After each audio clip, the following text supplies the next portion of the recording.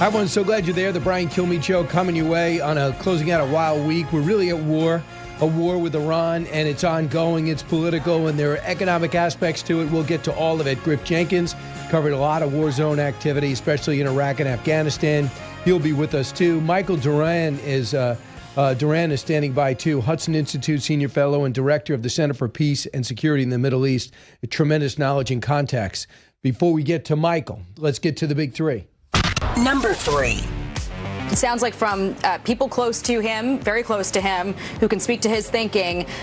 The quote that I was given was, it was a combination of her many unfortunate leadership failures, from Minnesota to the ad campaign. Yep, that is Jackie Heinrich reporting about the change at Homeland Security. Senator Mark Wayne Mullen is in, and Kristi Noem is out. She has another position. President could not have been a better pick than Mark Wayne Mullen. I'll explain. Number 2. Well, look, it's certainly something that should have been anticipated. And what's one of the striking features so far is that Iran has launched far more missiles and far more drones at the Arab countries in the Gulf and in the region than it has even at Israel. That's something that should have been anticipated. It was anticipated. That's why it's called missile defense. Widening the war. Anthony Blinken, a failed Secretary of State who doesn't realize it. Iran shoots at our Arab allies to turn them against us in Israel, but it's had the exact opposite effect. We'll talk about this own goal for Iran. Number 1. And I'd like to see them make sure there are no more missiles and drones coming out of Iran, and that's still happening. So that's something that would remain number 1 in my priority list. Yeah, he thinks the former Rear Admiral and Deputy CENTCOM Commander Robert Harwood, who grew up, or a lot of his formative years were in Iran, he believes that should have been stopped and could have been stopped right away, short and long-term missiles. Moving to the next phase, the U.S. and Israel are taking apart the IRGC leadership, missile production, and now could the Kurds be joining on ground? Yep, the Iranian Kurds, not to be confused with the Kurds in Turkey or the Kurds in Iraq or Syria. Michael Doran joins us now, Hudson Institute Senior Fellow. Michael, welcome. Great to be here. Michael, when people talk about the region and why now, you have a real perspective of the region. How problematic, if you could put it simply, has Iran been to American interest and Middle East peace over the last 47 years? Iran is the center of all of our problems, especially over the last 15 years.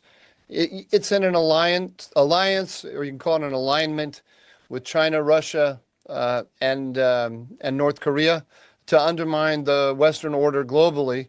And China has assigned to the Iranians the Middle East portfolio, and through its proxies, Hezbollah, Hamas, the Houthis, the militias in Iraq, it is working to chip away at the American order all around the region. And they've been very effective and just waiting us out. Now that we've undergone this operation, long speculated, no 6 other presidents said, no, I'm not going to do it. How do you think it's going so far 6 days in?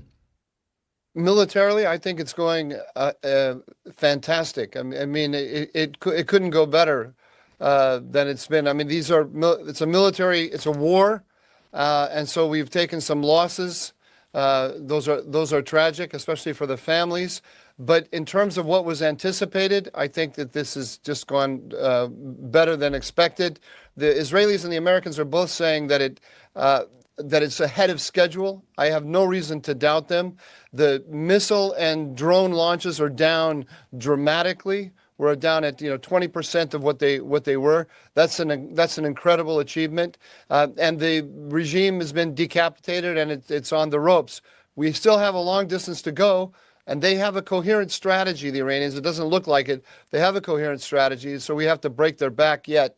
But it's going very, very well. So what do you think that strategy is? Because we could add in they've hit 13 other neighboring nations, from Azerbaijan to Saudi Arabia, Bahrain, Oman, Jordan. They've hit just about every, UAE, probably the most, in Kuwait. And now the story in the Washington Post today say that the Russians are helping them with American targets to know exactly where the CIA is and our headquarters in for the Fifth Fleet and the Bahrain buildings and things to that nature. Yeah, and I suspect that they're also getting targeting data from the Chinese as well. Historically, the Chinese provided targeting data to the Houthis, who strangely have sat this out so far. I'm not. That's a mystery to me. The strategy, Brian, is to widen the war as much as possible, to create diplomatic pressure on Donald Trump. They want to have every country in the region calling up Donald Trump and saying, hey, it's time to shut down Netanyahu's war. This is the propaganda of the Iranians, is that Netanyahu dragged the United States into this war. This is a war for Israel. It didn't need to happen. There was a deal to be had. And now look at all of the suffering that you're undergoing because of this. And I think it's backfiring on them. That is the strategy. The absolute heart of the strategy is to force the Gulf Arabs to run through their interceptors, to run out of missile and drone interceptors, and they think that's the weakest link, and they have focused most directly on the United Arab Emirates. Yeah, I mean, they definitely have expanded in a way. I think that, well, we have missile defense there, but the one thing they have successfully hurt energy, and that was taking out Qatar's LNG plant, refinery, along with the Strait of Hormuz being shut down. But if we can take out the missiles, the rockets, limit it to drones, you might be able to open up that strait. But your reaction to that LNG plant? Well, you're exactly right. That part of the strategy of widening the war and increasing the pain on Donald Trump is to raise the price of oil. It's up some 20%. It's I didn't check it this morning. It's in the 80s now, $80 per barrel. It'll probably go to 100, especially if the Strait of Hormuz remains effectively shut. That's going to raise prices here, gas prices here at home. And part of their Iranian strategy also is to strengthen domestic American political voices, saying that this is the wrong war and that it's not in the American interest. So you point out in your column that there's not one battle that the Taliban won against the U.S. And in 91, we run right through Iraq in the Persian Gulf War, and we left Saddam Hussein in power. And they believe by just surviving against us, they can win because they'll just rebuild and come back. That's their objective. That is absolutely their objective. And the challenge we always have in the Middle East is that we are militarily superior, and we get to these moments of significant contest, and we have difficulty translating the military achievements into a new lasting political order that looks after our interests for a long period of time. You know, President Trump, I think he calculated last June that by really showing the Iranians that we were willing to go to war, that we had the capabilities to take out all of their strategic capabilities, that they would then be softened up and come to the negotiating table. But of course they didn't. For them to go up against the United States and Israel and to survive is a badge of honor for them, and they wear it that way. And we know they're completely willing to mow down their own public, their own population. So they really have to be roundly defeated, and we have to keep our boot on their neck. There's no other way to keep them down. Well, you're going to love this that just posted 5 minutes ago on Trump's Truth Social account. There'll be no deal with Iran except unconditional surrender. After that, and the selection of a great and acceptable leader or leaders, we and many of us, our wonderful and very brave allies and partners, will work tirelessly to bring Iran back from the brink of destruction, making it economically bigger and better and stronger than ever before. Iran will have a great future. Make Iran great again. Thank you for your attention to this matter. So he's going for victory because people start thinking, Michael, that he's going to get bored. All right, he's not going to like this. He wants to move on. He's going to worry about his polls. To be honest with you, Brian, I was concerned about that until I saw that. I saw that posting just as I sat down. It gave me a very good feeling because I think he is under much more pressure than he's letting on because this interceptor issue of forcing the alliance to run through its interceptors is a serious one. Last June, we, the United States, ran through 25% of our THAAD interceptors globally. And it takes 5 years to replace that 25%. So the defense economics here is very skewed. The Iranians send relatively cheap missiles in large quantities that can overwhelm our defenses at our bases, at our allies, and we have to use very expensive systems to take them down. That's one of the reasons why we're having this war. We saw the Iranians were building up this massive arsenal. It was an existential threat to Israel. It was a threat to all of our bases, and they were not going to back down without a significant contest. So it's a real strategy they have. Donald Trump is under pressure, but it seems to me the signal he's sending is no, I'm going to go the distance. So Michael Doran, our guest. So Michael, what's interesting is that when you look at the things that you just mentioned from the history, the 47 years, why we had to act now, the nuclear program being rebuilt, when people say, what's the reason? I feel like saying, pick one. There are so many for this. But if you don't just nail one, then, well, there's no objectives, there's no mission, there's no focus. No, there's plenty of reasons. But I was shocked because I think when things go south, that's when politicians become politicians. But when you have military veterans who get read in on a high security clearance on what Iran is up to and the insidious way in which they act and killing their own people, then I expect them to act a little differently. And that's why I couldn't be more disappointed. A guy like Senator Mark Kelly, a famous astronaut, fighter pilot. Listen to this, cut 23. And I'm thinking, you could pick a random group of people off the street tonight here in Washington, D.C., just a random group, and they could probably do a better job than our government is doing right now with this. Really? I mean, you watch the execution. Come on, don't you expect more from a fighter pilot? I do, but he's also a politician, and right now they have their talking points. But anyone who's been watching international politics over the last 20 years knows that Iran is a very significant threat to the American order in the Middle East, to American bases, to American lives, that it's working with the Chinese to undermine our position in the Middle East. There are those who are arguing that we can just pick up and leave the Middle East, but that means that we would hand the global energy markets over to the Chinese. They would use the Middle East as the crossroads of three continents, Africa, Europe, and Asia, to put Europe in a vice. It's simply from a prudential perspective. We cannot pick up and leave the Middle East. We have to defend our allies. This is the position we have, and Iran is the biggest problem, and it's a growing problem.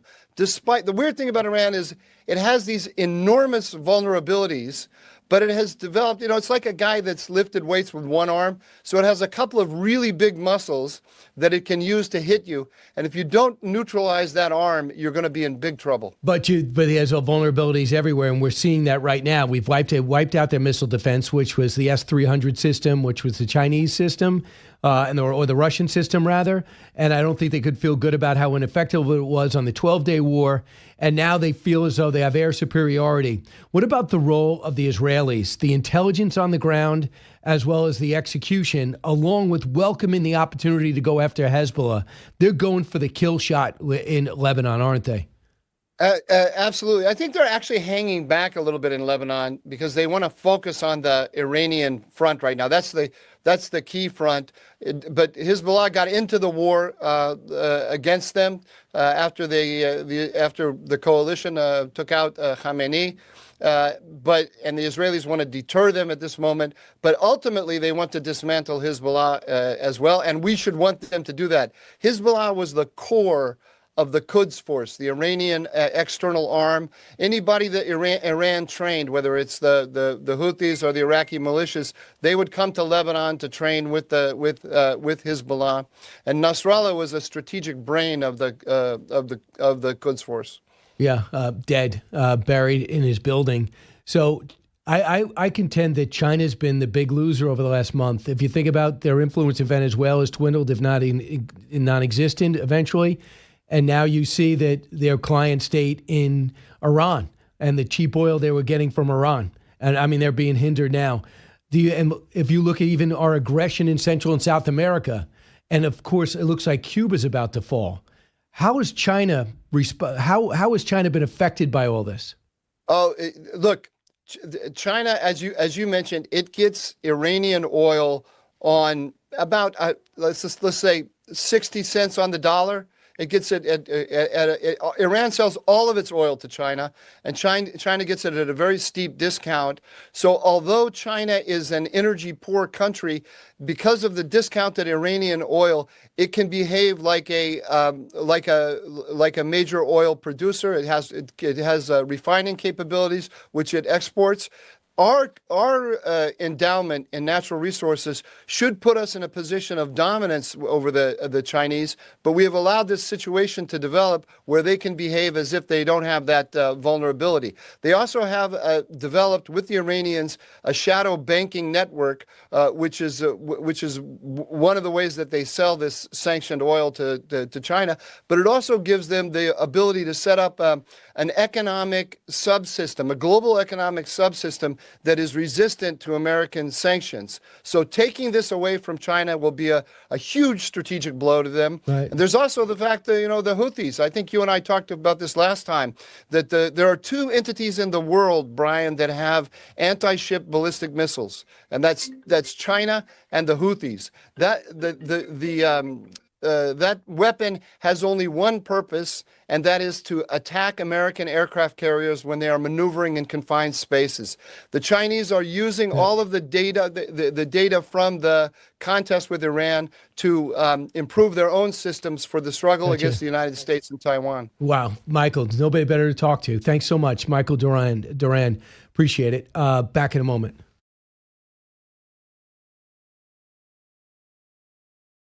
Hey, well, welcome back. I went a little long with Michael Doran, but it was just such a great, he has such great information, intelligence, and contacts. Griff Jenkins is coming up next.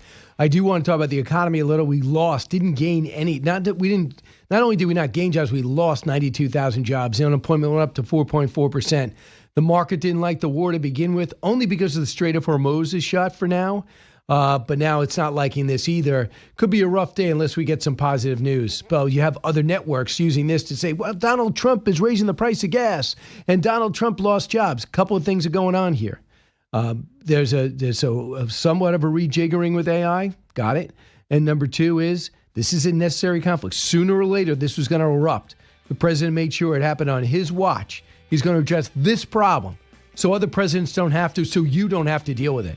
And if you don't think that what's left of this regime is evil to get back to their nuclear program, back to their ballistic missile program and create havoc, you're not paying attention. That's why Trump's going for complete victory. And that's what we've been asking for. No more half measures. Brian Kilmeade Show.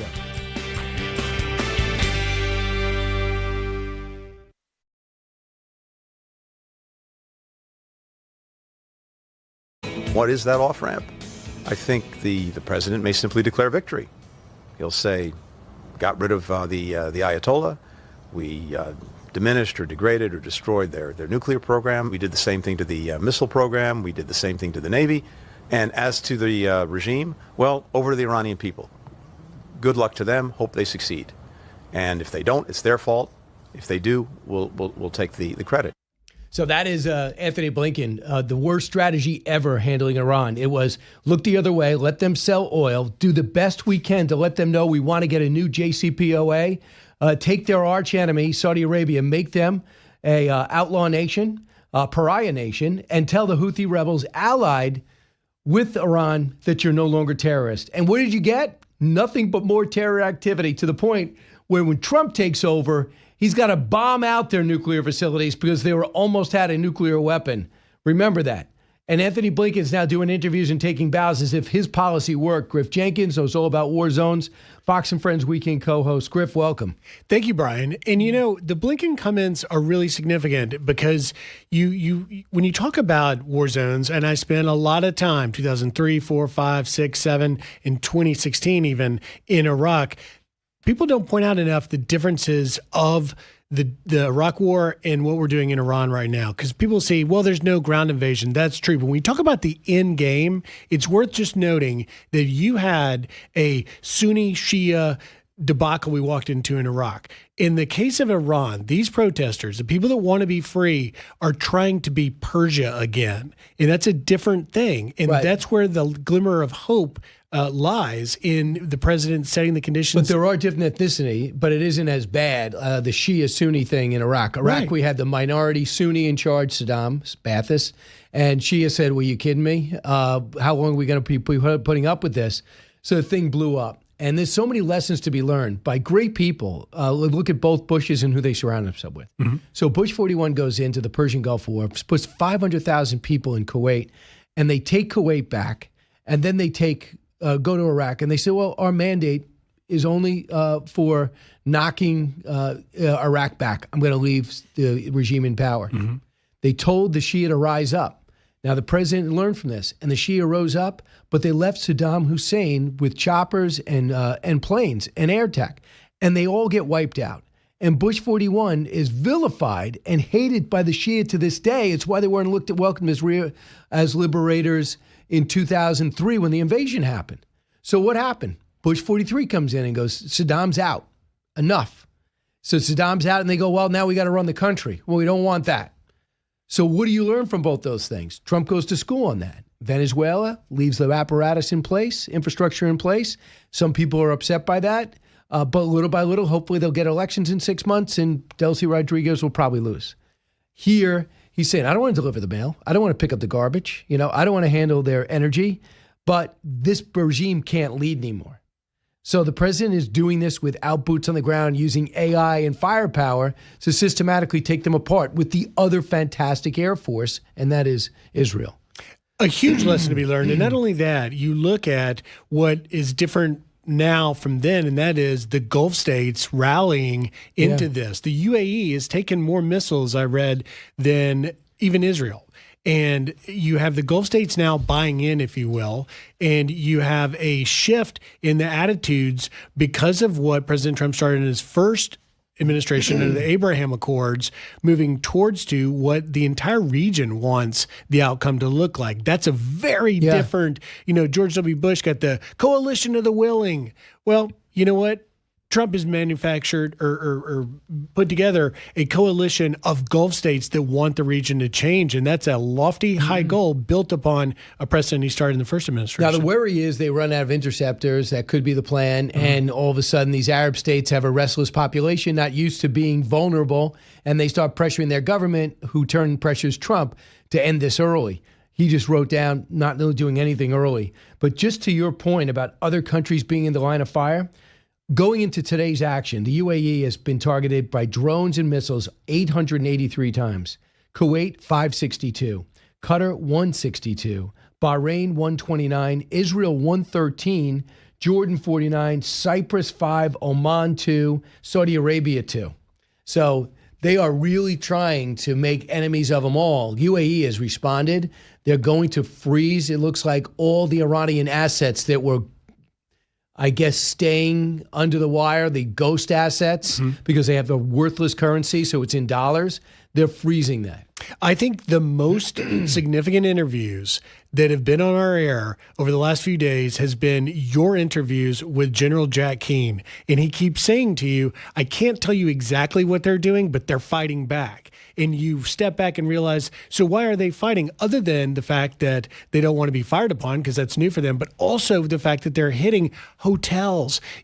The Gulf states, Doha is a tourist destination, Abu Dhabi. You have in Dubai, you have these commercial tourist destinations now that they want to protect. And I think that's why they're leaning in. I would just say one last thing, and that is the phase two, as you talk about the concern that Iran wants to get the Gulf states to turn on Trump. And that's why he's targeting in large part these Gulf states. But when you look at phase two of what the U.S. mission seems to be now, which is they've knocked out their launchers. Now they're going after the actual missile production facilities to stop it. If they can really keep that down so that Iran can keep hitting the Gulf states, we're probably going to see a little bit of a shift change in the next week to 2 weeks. Yeah, I would think so. I think people just got to be a little bit patient. But in this political process, when the economy and affordability matters, Democrats are not going to say, we're at war, keep your powder dry. They're going to use it and say, look at gas prices. I thought he was going to bring gas prices down. Diesel prices went up,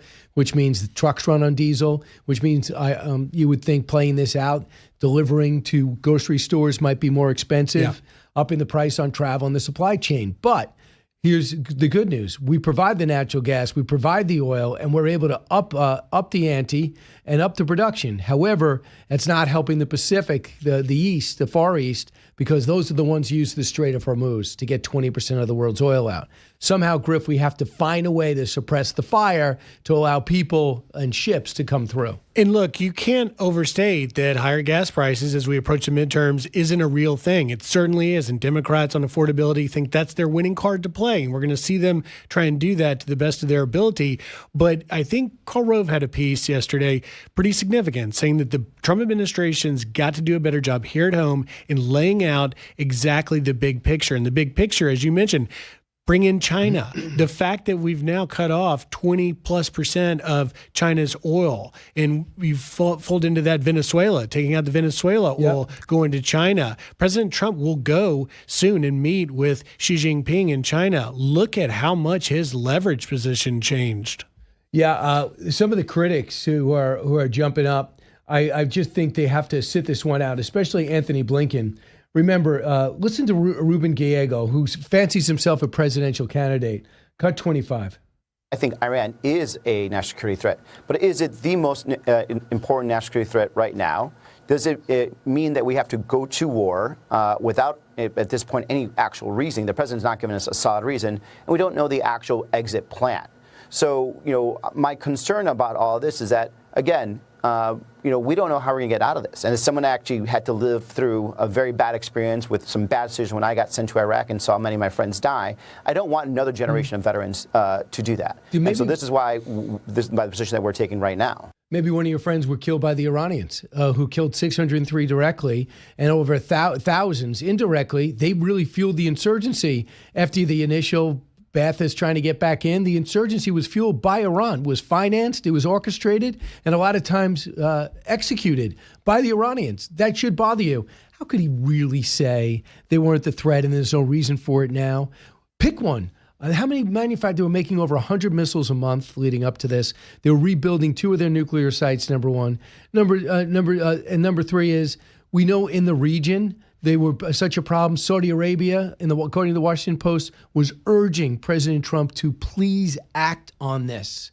So, along with Israel, was going to act anyway. You put your finger on the most important point, Brian, that Senator Gallego and others have forgotten about, which is not only is Iran responsible for the deaths of Americans in Iraq, of which I got a first-person, up-close and personal view of it, but also the fact that Iran has bathed in the blood of Americans for nearly 50 years. And so you look at why now. Why now? Because they've never been closer to getting the nuclear weapon. And don't think for a second, after spending half a century in focusing on death to America, that they're not going to use it. And it's just absurd that people like Gallego and other Democrats and critics say that, well, we are wholly opposed to Iran ever getting the nuclear weapon. They can't do it. Just Trump can't do this. Trump didn't get credit. It's absurd. And when he talks about no end game, everybody remembers David Petraeus' famous words, "Tell me how this ends." But that was a very different operation than what we're seeing now. Not a single American boot is on the ground outside of maybe some, clandestine stuff that's getting intelligence that we don't know about and won't know about for good measure. But you have a very different question about how this ends. And the president has at least been, and Secretary Hegseth and Chairman Kaine have been pretty clear about they're meeting their objectives. They're going to continue to do it. And they think it's going to take a few more weeks to get that done. What that end game looks like, we'll see. Do we get drawn in? That's an open question, but it's certainly a very different paradigm than Iraq. Jake Sullivan came out the day before, on October 5th or 6th, before the October 7th attack, and said the Middle East has never been calmer. And then we had the most tumultuous Middle East in all of our lifetimes. And now we have a situation where almost every Gulf state that's been hit and one that haven't have one thing in common. They want to grow their economy, make alliances with us. They don't have a problem with Israel. They got outside Turkey. They got a huge problem now with Iran, and he's made sure of it. Remember how Joe Biden handled it. Let's flash back to 2023 as more reports come out that Iran is closer to a nuclear weapon. Cut 31. We moved the U.S. carrier fleet to the Eastern Mediterranean, and we're sending more fighter jets there in that region, and made it clear to the Iranians, be careful. Ooh. Be careful. How did that work? Not a single person in the Biden administration really ought to be speaking out, because the disastrous withdrawal of Afghanistan showed that they literally couldn't shoot straight and carry out anything. But if it goes, even setting aside Biden, you have to go back to the Obama policy and the Obama JCPOA with feckless weapons inspectors and pallets of cash were simply not useful. It only emboldened them. But they didn't even get weapons inspectors onto the sites. There were cameras onto the sites, and they were going to expire in 10 years. And Menendez didn't vote for it. Schumer didn't vote for it. Ben Cardin didn't vote for it. This is Obama's plan. It couldn't pass the Senate, or Trump couldn't have undone a treaty. It was an agreement that wasn't ratified because nobody could ratify it. The deal was not good. And it wasn't, let's just say they tried. Okay. If that's the deal you're left with, you don't have a deal. And that was Trump's point. And not one person could say, I wish we had it, because it would have expired 2 years ago. And Obama has spoken on the record that he does regret the fact that he didn't do more, particularly in the 2008-2009 rise up. He has said he's regretted that in ever so diplomatic Obama terms. But what I wonder that we'll never know. He does regret not doing anything in Syria. Yeah. Oh, well, yeah. He drew a red line. They stepped across it and he did nothing. But you have to wonder if he does regret or feel in some ways that Iran used him to advance their goals. And throughout the Biden administration, they kept coasting without fear of being hit. And now it's a different day under President Trump. And, whether or not they're able to fully take out the IRGC and fully do regime change, one thing is for sure, they are a far cry from where they were under the Obama and Biden administration. And by the way, if you listen to Gavin Newsom this week and listen to his Democrats, and you remember how Netanyahu wasn't invited into the White House, never meet with Obama. He came and made a speech to Congress. Obama never invited him over. If you listen to Gavin Newsom talk about our apartheid nation of Israel, they know this is their last time to clean up the neighborhood. Because if it's not a Republican next, then the Democrats might even break off alliances, I believe, with Israel. That's how bad I think it is. So this is their last time to do it. Final thought, who's coming on your show this weekend? We have a huge show. We're going to be covering the Iran war. I mean, we've now got, as you know, reporters across the region and drilling in. And, I think that one of the things that I will look to, and we're hoping to get someone from the White House, someone from the administration, is to the point of really laying out a little bit clear, not only to Democrat critics, who we know where they stand, and we've never had a larger, louder crowd rooting against America's success there, I would argue, but also to those within the conservative MAGA movement that have been apprehensive about this, to get someone in the administration to lay out for us exactly why we need to be there and why it's good for America. Right. I think the answer is there's a lot of reasons. It's not just one. And that's what I think they made a mistake in Iraq by saying weapons of mass destruction. No. This guy had just shoved off every single UN sanction, had thrown off weapons inspectors, was killing his own people and threatening us.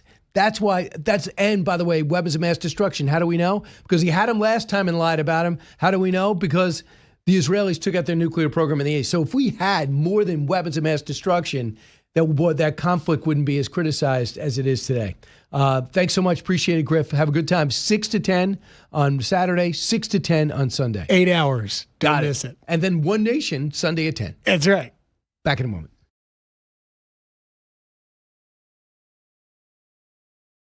President Trump has been working hard to make sure that he's delivering on what he promised the American people, and that's to make America safe again. We'll be working throughout the Western Hemisphere with all the countries to make sure that we're biting the snake off, cutting its head off, with fighting the cartels before they ever reach the United States, stopping the drug flow, stopping the guns and ammunition from getting here and hurting our families and the homeland. So a little bizarre to see Kristi Noem really get fired, moved over to another position, and then still give a speech. And everyone's watching the speech, and she didn't acknowledge that she is fired. She said, we at Homeland Security. Technically, I guess she finished out the job for 2 weeks, but there's a series of things that happened. Number one, people love the border was shut down. I actually think that's all Tom Homan. And number two, when it comes to going after the illegal aliens, I love it. The worst first. We didn't get through the worst first, and I want people out if they got here illegally. But the how matters. And what we saw is in a lot of intentional or unintentional mistakes or non-caring the way things were implemented, and made illegal immigrants seem sympathetic and focus more on the crazies that shave their head and protest everything. That's what we saw in Minneapolis. Listen, I think Minneapolis has the worst leaders in any city and state in the country. But you put that together with ham-handed way in which you were doing things without any police backup, and Minneapolis became a symbol of empathy instead of one of victory for kicking out, I think, over 1,200 illegal immigrants. So I think that Senator Mark Wayne Mullen is going to be flat out phenomenal. Plus, he's on the Homeland Security Committee, served in the House, and the guy's a workaholic. There's nothing he can't do. He's had that feeling his entire life, and you saw it on the wrestling mat. You saw it in the octagon.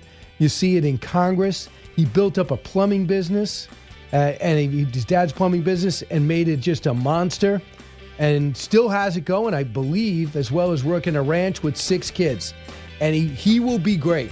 And I bet you he gets Democratic votes.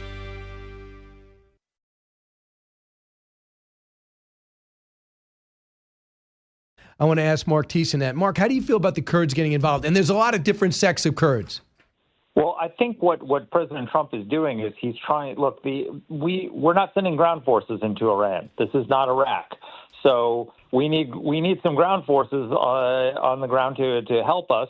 The Kurds are an option. The other option is, quite frankly, the Iranian people rising up and taking back their country. And so, I think we're talking to leaders on the ground there. We're talking to the Kurds, and President Trump is going for it. I was on Special Report last night, and the Democrats keep saying, well, how do you define victory? What's the plan for success? There's layers of success, right? So layer one is that we eliminate their ability to project force beyond their borders. No nukes, no ballistic missiles, no terror infrastructure to support Hamas and other groups like that. They're completely contained and no longer a threat. That's level one. Level two is we collapse the regime and have somebody come in who is subservient to us, sort of like we have in Venezuela. That would be a success, too. And the first one, I think, is 100% sure that we're going to get. I'm pretty confident we're going to get that. The third level is unconditional surrender by the Iranian regime, and the Iranian people rise up and replace it with a government that is a democratic ally of the United States and Israel. I think that's achievable. That's possible, and I think it looks like, based on what President Trump is doing, is he's going for that. But even if we don't achieve that, if all we achieve is taking out their offensive capability to threaten the U.S. and its allies around the world and neuter them as a military force, that's a success too. So we've already succeeded. It's a question of how great the success is going to be. And we're not going to stop now. We want to stop their ability to make ballistic missiles as well as nuclear missiles. And It would be great to give the people an opportunity to have some say in their government for long-term. Look, that's what MBS recognized. These people need economic opportunity or else they're going to become terrorists. And he's done that. So you're never going to have anything except a worthless currency and an oppressive society if these Ayatollahs stay in charge. I thought Dave Ignatius, who we all know, I think he really has put his time in the Middle East. He sees titanic change happening. I thought his analysis would be something I want you to comment on. Cut 20. A lot of people that I talk to who know Iran very well think this is a really bad idea. That the problem is as good as the Kurds are as fighters, as devoted as they are to their cause, this has the danger of splintering Iran. It would, for the Persian nationalists in Tehran, it's a reason to rally around the regime. And President Trump's offer to provide air cover for the Kurds, I'm just not sure that's strong enough. There's a big IRGC force on the border to protect that border and to keep them out. They don't have tanks. They don't have heavy weapons. So that's something that I wish President Trump had thought a little more carefully about. So the one thing that tactically that I would like about them coming out is because the IRG has to come out and fight. We know where they are. And right now they're doing a great job of not showing where they are. Yeah, it'll smoke them out and we can take them out. I mean, it's just every time Iran fires a missile at Israel, most of the time we're successful in intercepting the missile but it also lets us know where the missile launcher is, and we take it out.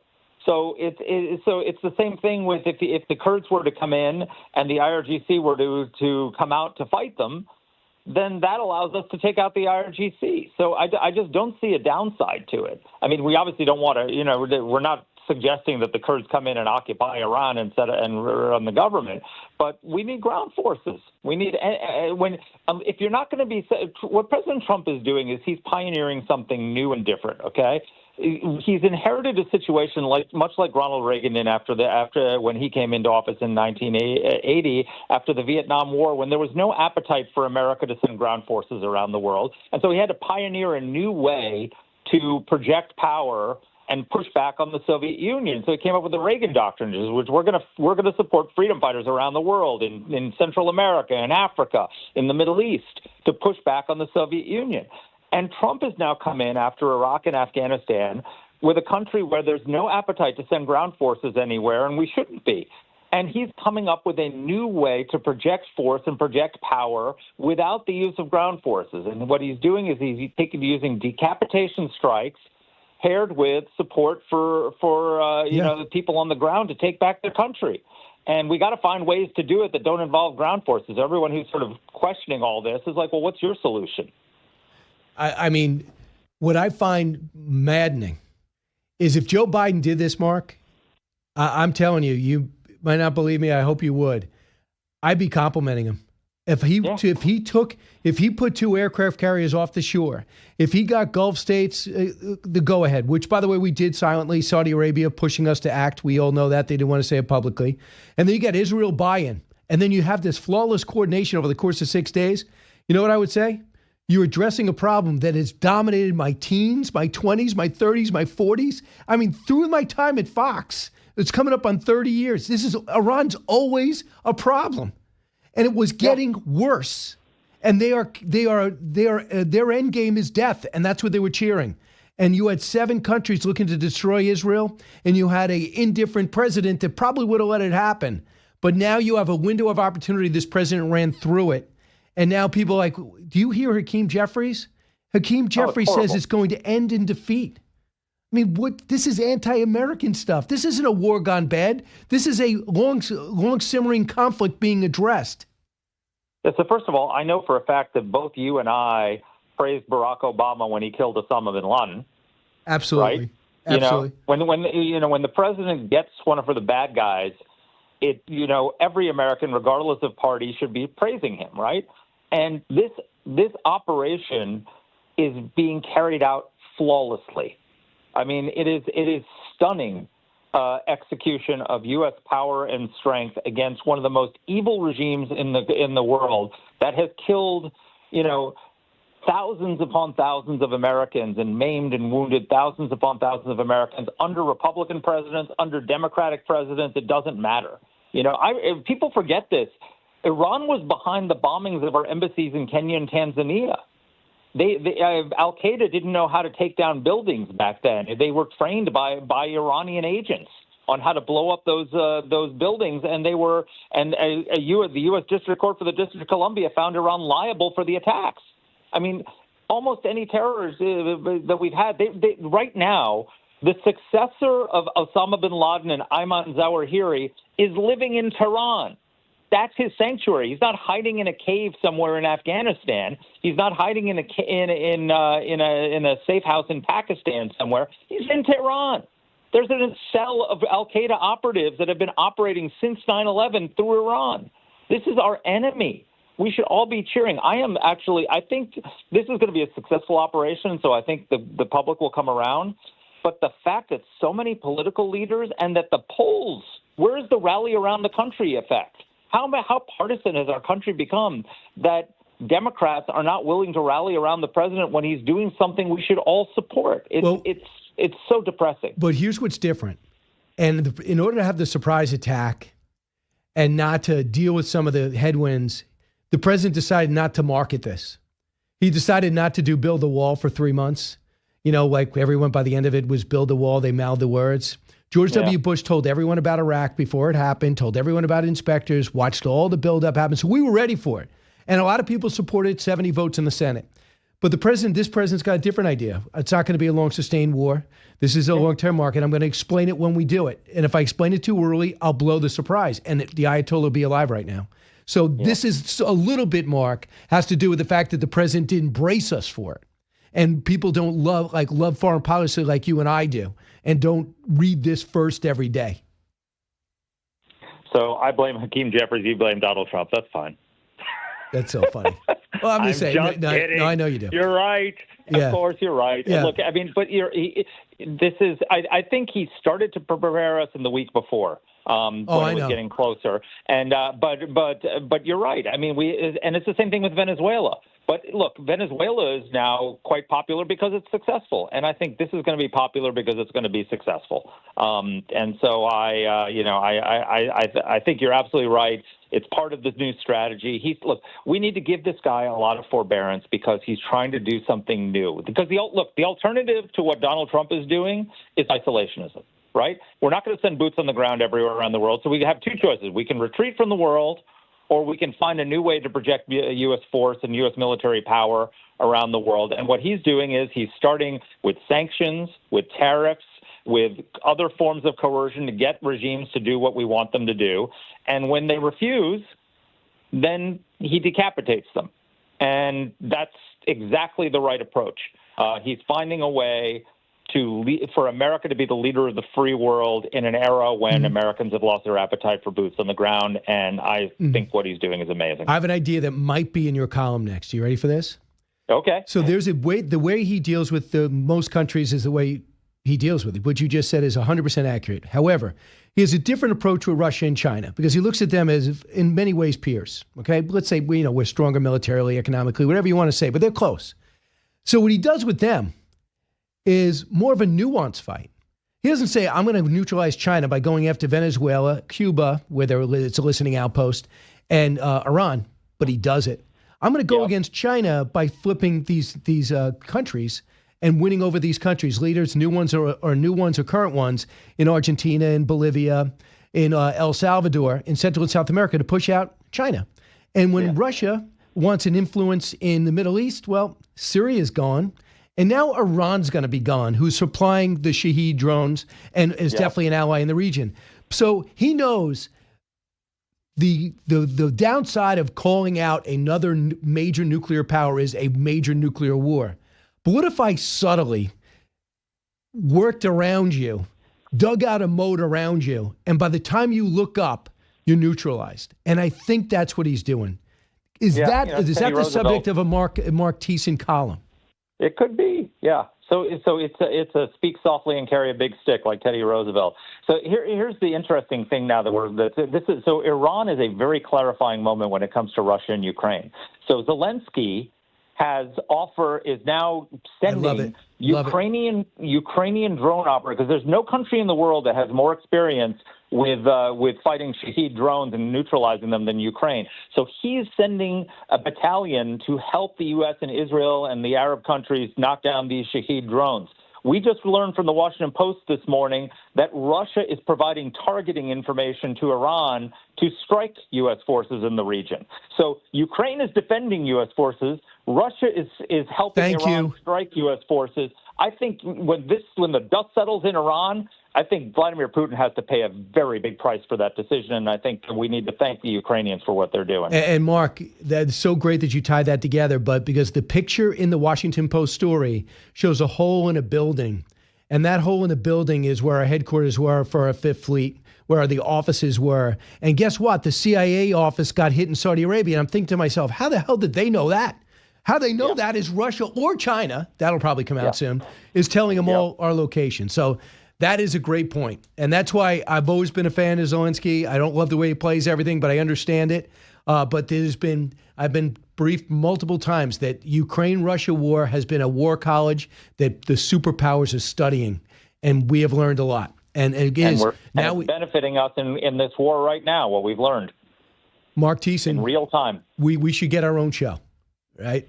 I agree. Let's do it, man. Yeah, it depends how it pays. And we need open music, and we're going to need a location. You already have your own show. What are you talking about? All right, forgot about that. Mark Thiessen, thanks so much. Back in a moment.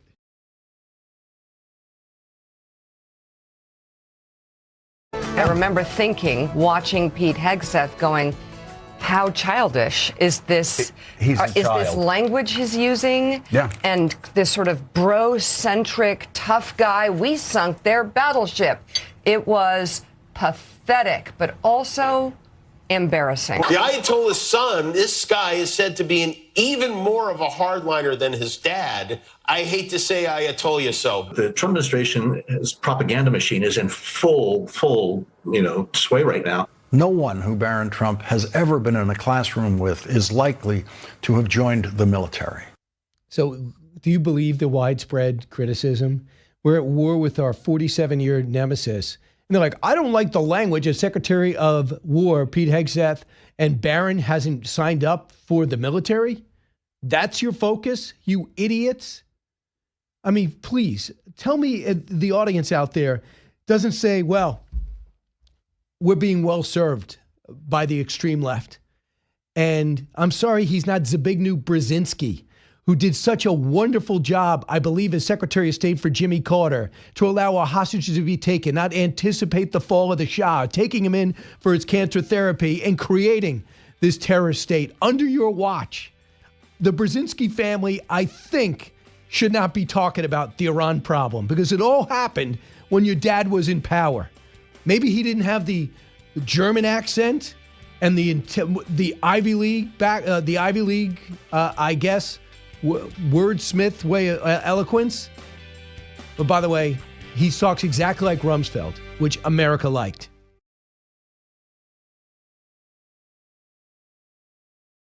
I said, what's left? But they're tough and they want to fight. And they're calling, they're saying, how do we make a deal? I said, you're being a little bit late. And we want to fight now more than they do. We've had 47 years, depending on the way you count it, but 47 years of horror with this group. So, and that group is the Iranians. And the foreign minister, after the president said, hey, they're calling and they want to talk, I don't want to talk now, they came out and, as usual, duplicitous, said this, cut 5. Your supreme leader.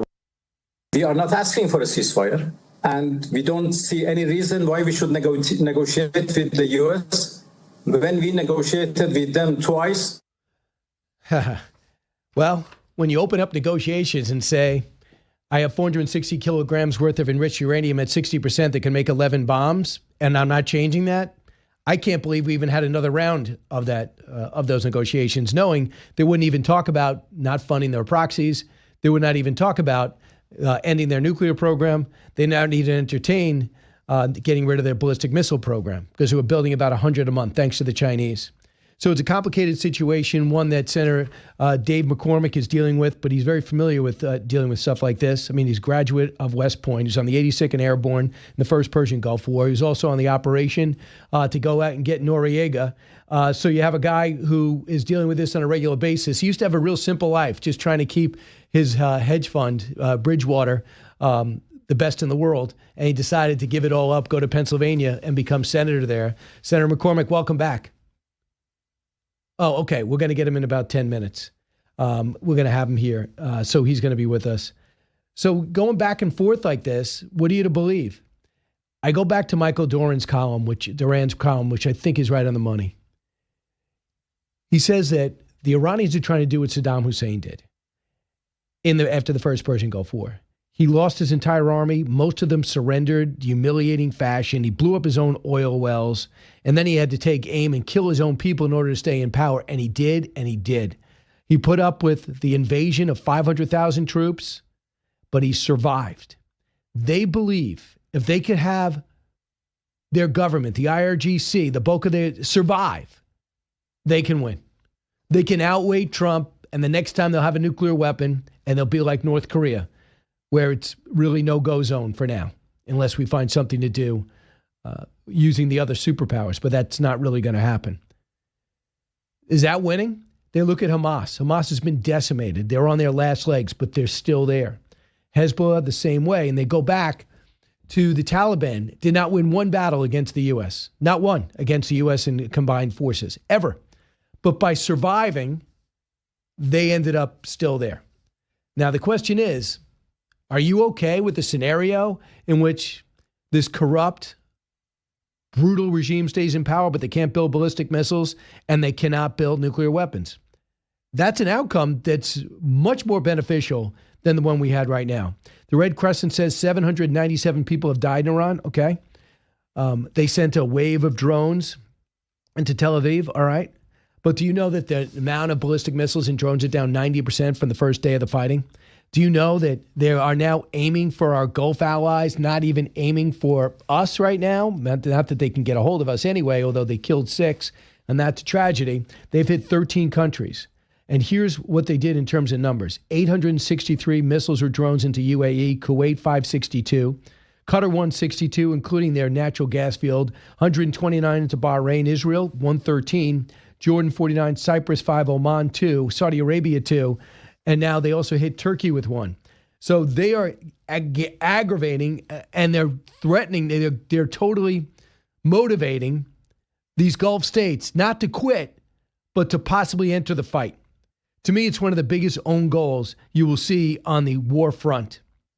So these are some of the things that are happening right now. So Admiral Robert Harwood, when I was talking to him today, Rear Admiral, he was a deputy commander at CENTCOM, he's disappointed. He thinks that we should be further along in terms of wiping out the missiles and drones, and therefore the Strait of Hormuz would open and we'd be able to target more of the IRGC and the Basij, which is like their Gestapo. Cut 10. And I'd like to see them make sure there are no more missiles and drones coming out of Iran, and that's still happening. So that's something that would remain number one in my priority list. If we can make sure they can't project power, then we have all the time in the world to go in and take out their production facilities, focus on the IRGC, focus on the nuclear power. They've been focused on this problem for decades. We know the capacity. What's the wild card is how much they grew their drone inventory and how well they've hidden them. But that's got to be top of the list, using your ISR to look for that, hunt it, and to just persistently and consistently strike it, disabling that capability. But I think, even though he's the Rear Admiral who spent 36 years in the military, I think that the way they're buried underground and the launchers are elusive, a lot of times we've got to wait through satellites for them to launch, then we destroy the launchers. I don't know, in 5 days, is it possible to take out 2,500 medium-range missiles and short-range missiles and 1,500, I'm just estimating, this is what they've been saying, 1,500 long-range missiles and thousands of drones, many of which are underground? Even the propaganda video shows them down. I'm not sure that's even possible, but he believes it is. And he says, I'm at CENTCOM. We could have been doing it. So we'll see. We're on to the next phase. And the next phase, I think, will be targeting that. And with just days in. So we're going to take a time out for Senator Dave McCormick. But I do want you to hear Lieutenant General Keith Kellogg, because he appreciates that what Donald Trump has done so far. And, you know, he was focused on Ukraine. Cut 7. One of the things that people don't talk about, and I haven't heard talked about, are the rules of engagement that are always set in a military operation. And this president and his great Secretary of War, and you look at Brad Cooper down in CENTCOM, they've been given free rein. That comes from the very top, from the commander-in-chief. And he's let him attack this problem, attack Iran, exactly as they're supposed to be done. It's something I really never saw when I was growing up, and somebody to give you that opportunity to do it. Yeah, rules of engagement are huge, and that's what Barack Obama limited him so much, got a lot of people killed. So did Joe Biden, but not this guy, not this president. Back in a moment.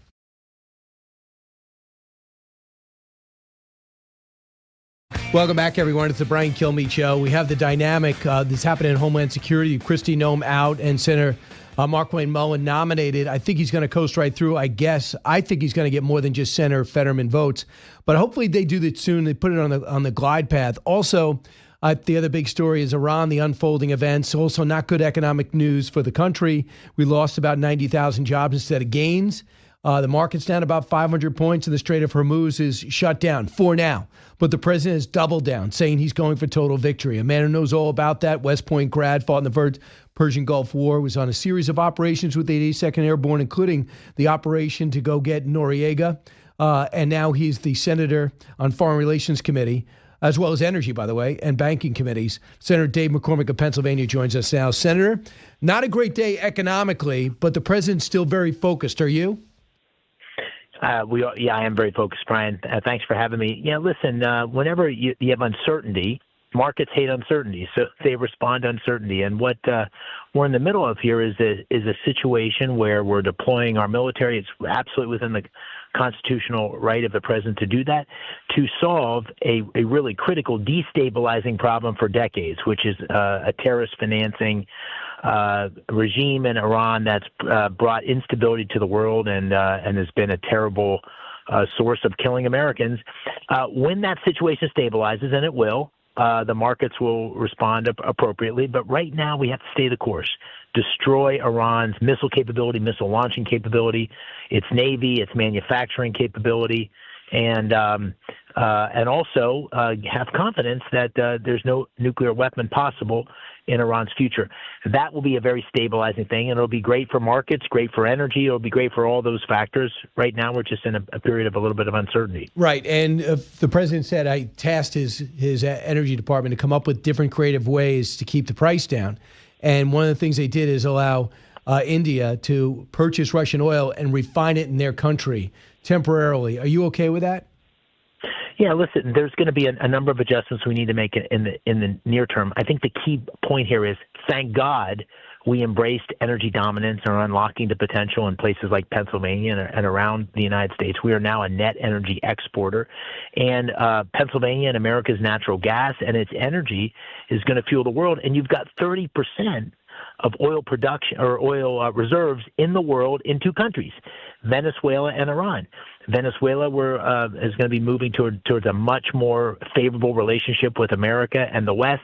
The same will be true with Iran as we get through these military operations, and that's going to be a hugely stabilizing force for energy markets. So we're going to have to make some near-term adjustments, but we are on the right path. Do you think with our today's technology, we can do this thing without ground troops? And I know the Kurds have basically been solicited to go in and fight for their freedom, the Iranian Kurds with the cooperation of the Iraqi Kurds. How do you feel about that? Listen, first of all, we absolutely have the capacity to achieve the military objectives that the president's laid out, as I said, mostly around the missile launch, manufacturing capability. Their support providing 57,000 drones to Russia from Iran. So we absolutely have the capacity. When you say no boots on the ground, I'm very confident there's no full-scale invasion kind of plan in our future. We may selectively use special operations for very targeted missions. I don't think that's the case now, but I'm not entirely sure. But yes, we can accomplish the military objectives. And in terms of the Kurds, there are going to be a number of different vectors by which we help accelerate regime change or a dramatic change in the current regime, which is much more favorable to the United States, putting a lot of forces in terms of political forces into the mix is going to be part of that. But the president was very clear. This is the moment for the Iranian people to set the course for their own future. And we want to help them, but this is in their hands. But Senator Dave McCormick, you know, as a military guy, you got to give people weapons because they're just going to get mowed down again by a desperate regime, desperate to hold on to power. So what do you say to people that are unarmed? How can you tell them to get to the streets? Well, first of all, I think there's going to be all sorts of different ways. There's already ways that we've been supporting the Iranian people with satellite capability and the ability to get access to the internet. I would be in favor of ensuring that the various groups that want to precipitate regime change have the support of the United States and other allies in the region.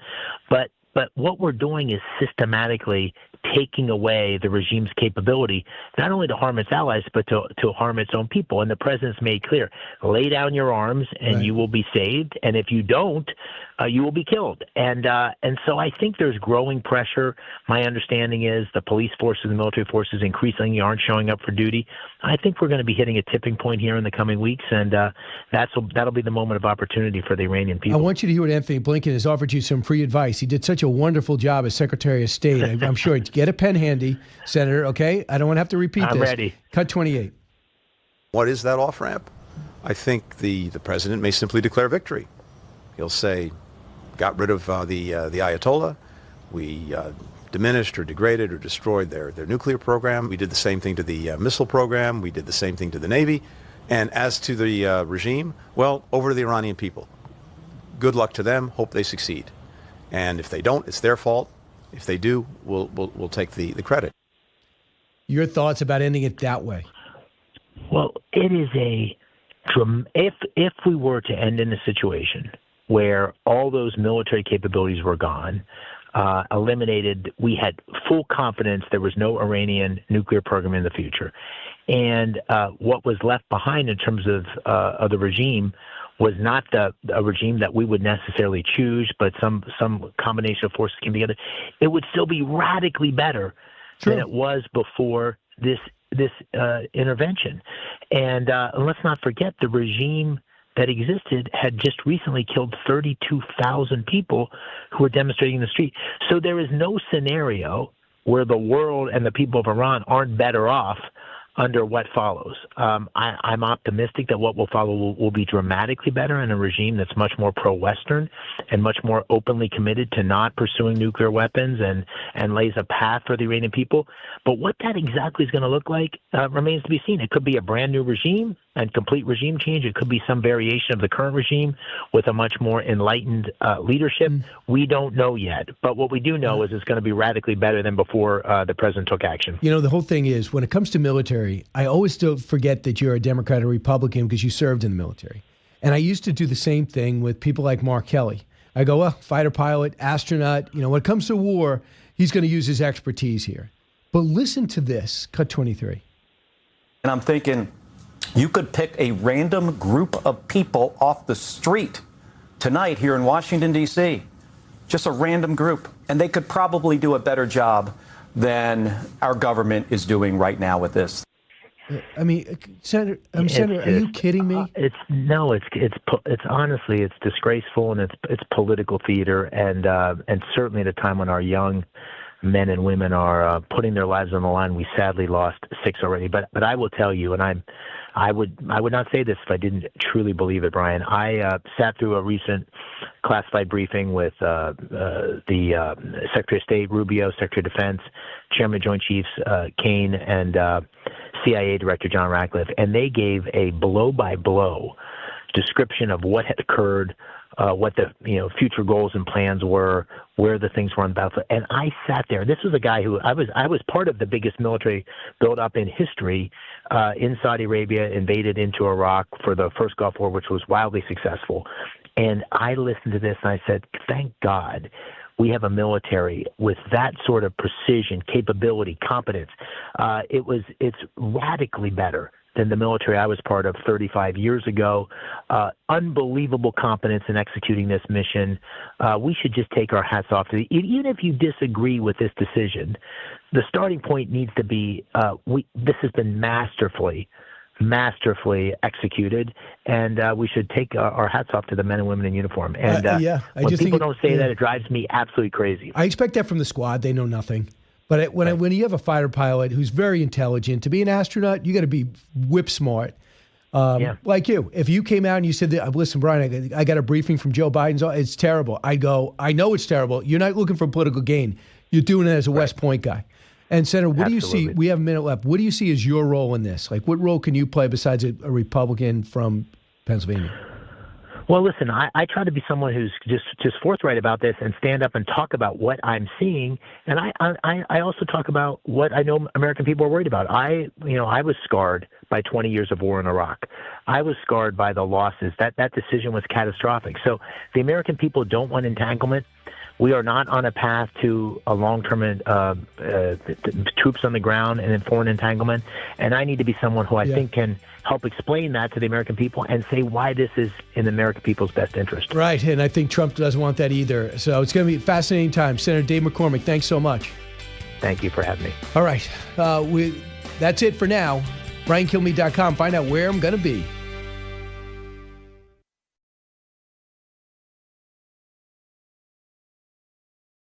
All right, so glad you're there. We're at 48th and 6th in Midtown Manhattan, heard around the country, around the world.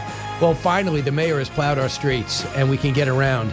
I also like to thank the rain and March. That's basically all we have going for us. We had a mayor that thought it would be a good idea just to let the snow stay there until it freezes, until they were basically like icebergs that we used to have in Alaska, but thanks to global warming, we no longer have. More on that later. Tomi Lahren will be in at the bottom of the hour. Shannon Bream is here now, and she's very excited to not only see me in person, but also her book is out Tuesday, Nothing is Impossible with God, 11 Heroes, One God, Endless Lessons in Overcoming. Also, we found out from a certain Democratic nominee in Texas that God's binary. Do you mention that in your book, Shannon? We do not address You don't that address that? deep You theological don't know debate. There's not a debate about that in my book. Really? No, there is not. Should We I don't get read it into that. anyway? I think you should, because Right. it's going to be encouraging. By the way, whenever you guys start the show and it says fastest growing radio show, like it's been that for a while. Like, is it going to take off into space at some point? Like, how much can you grow? Eric, what do I say to this? Because you come over the slogan. I mean, listen, it's fastest growing show. That's but what that means. It's exponential. You can't put it into words. Okay, I like that. Right. It's not measurable. It's not quantifiable. Compound growth. Yeah, a lot of people Compound would growth. look for Okay, the I like that. specific ratings. Like we ballpark it. Well, I like it, but we know it's an explosion of, Yes. of goodness, news, and information. I mean, we're on in New York, WABC, so that's an explosion. This is big time. Yeah, right. You are big time. Right. Well, that's what I was trying to get across, but it doesn't seem to land with Shannon Bream. You're continuing to grow. So what are you going to be doing this Sunday? Do you know who Oh, your guests goodness. are? Okay, so this Sunday, yes, we have Senator Mark Warner, part of the Gang of Eight, and we have Senator John Kennedy. They see this conflict very differently. And of course, you saw the questioning of Secretary Noem by Senator Kennedy. I don't ever want to be on the receiving end of his questioning. So like when I get nominated for the Supreme Court, I have to be sick that day for Right. my confirmation hearing.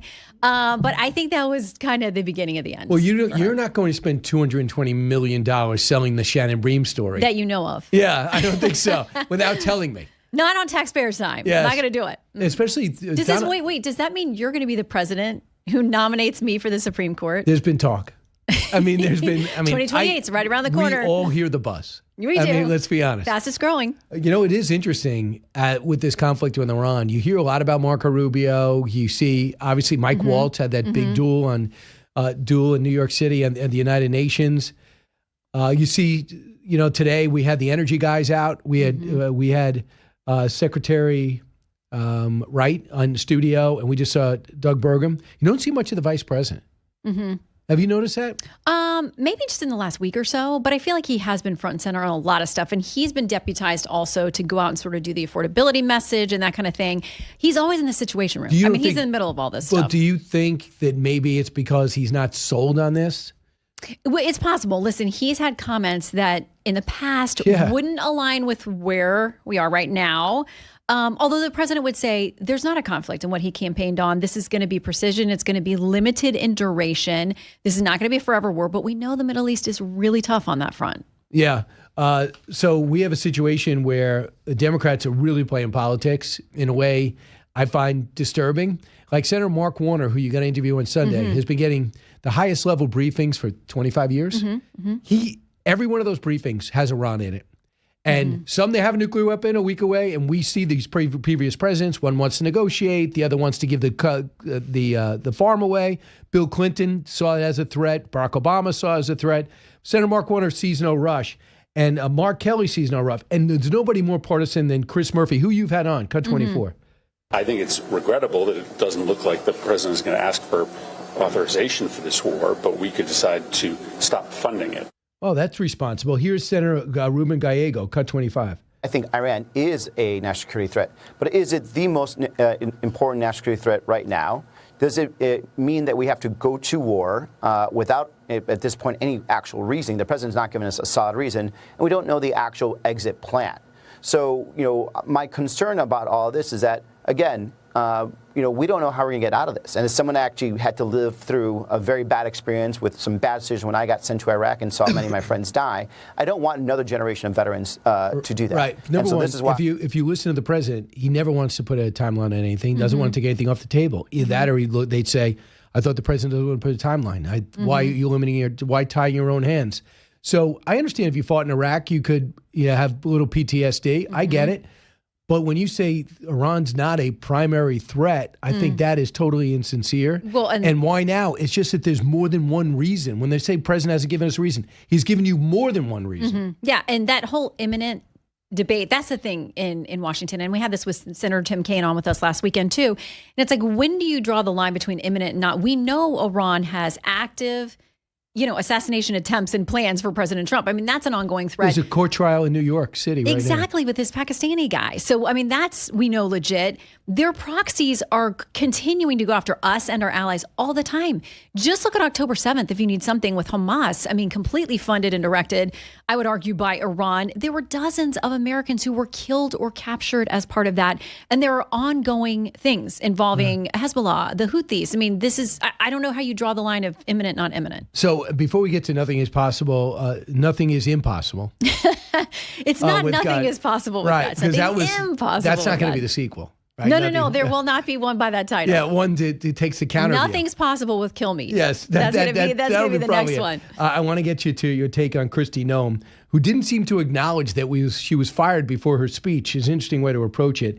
Jackie reported it this way. Cut 34. Jackie Heinrich. I've been asking officials here about what went into the president's thinking, because sometimes we see these rumors that he's unhappy with an official in his cabinet and then stands by them. But it sounds like from people close to him, very close to him, who can speak to his thinking, the quote that I was given was, it was a combination of her many unfortunate leadership failures, from Minnesota to the ad campaign to the allegations of an affair. That'll about do it. Mm-hmm. And I'm not surprised that she didn't take this on with the speech, because what are you going to do? You're going to say, like, I'm totally embarrassed, I got fired. I mean, I think you have to have the stiff upper lip, and probably that's what President Trump respects in putting her to this new position, envoy of the Shield of Americas. When I first heard it, I like, this feels like a superhero thing. Like, is there a costume or uniform that goes with this? She's I good feel at like costumes. everybody who is in the Shield of America, I feel like there has to be some type of uniform for them. I think she's trying to make the best of it, but it was a death by 1,000 cuts. That the president was very unhappy over the last few months with some of these things and the way they played out. You can never ignore the tragedy of Minnesota. I think that was just so difficult for Americans to swallow. And it feels like it turned the president's numbers on something where he was doing great. The immigration, the border. I mean, that seemed like his top issue. And now he's underwater on that. And now Mark Wayne Mullen, you think he'll float through? And do you think he'll get an expedited hearing? Listen, in the next few weeks? The senators who oppose that are going to have to explain why you would want to leave DHS without a secretary at a time like this. I think that's going to be a real heavy lift for them. And you already have Fetterman out there. And I think potentially he could get some other Democrats. When you're coming from within the Senate, your colleagues know you. It's a little bit, more of a friendly vote usually. Yeah, then they like you. Yeah. That'll be key, except for the brawl he had with Sanders. That was pretty funny. And listen, he's an undefeated MMA fighter, so choose your vote accordingly. Right. So tell me why you think nothing is impossible with God. You do this through 11 stories, right? Yeah, I do. And they're all through the Bible. And listen, we're all walking through tough things, or you will, or you have. We all have challenges, and nothing's new under the sun. So whether it is a physical trial for you, a financial one, you've lost someone you love, whatever it is, all of these folks in the Bible have walked through those things. And it's not that God just lifted them out and changed their circumstances. He said, no, I'm going to show you a way through this. So they're all overcomers. And I've just kind of collected these stories over the years, feeling like hopefully they would encourage people. So when you ever see that book, I think When Bad Things Happen to Good People, you always hear that all the time. Yep. So I talked to Dennis Prager. You're going to hear the interview next week. Can't wait. Dennis Prager is this legendary figure, fantastic radio voice and great deep thinker. As religious as you are and Ainsley are, you're agnostic compared to him. I mean, he's like a scholar. He's solid. Yeah. Yes, he is. So I said, what happened? And he said, I slipped and fell in the bathroom. And I knew, and I've not been able to move since. And I said, well, do you think that was scripted? As that correspondent, he goes, no.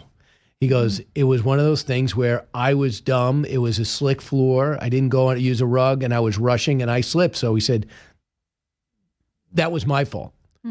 So how do you feel about that when bad things happen to good people? Did you believe there's a randomness to this world, or do you believe that everything's a script? I do think because we have free will that things are going to happen. And it's not like God is unaware of them. He knows.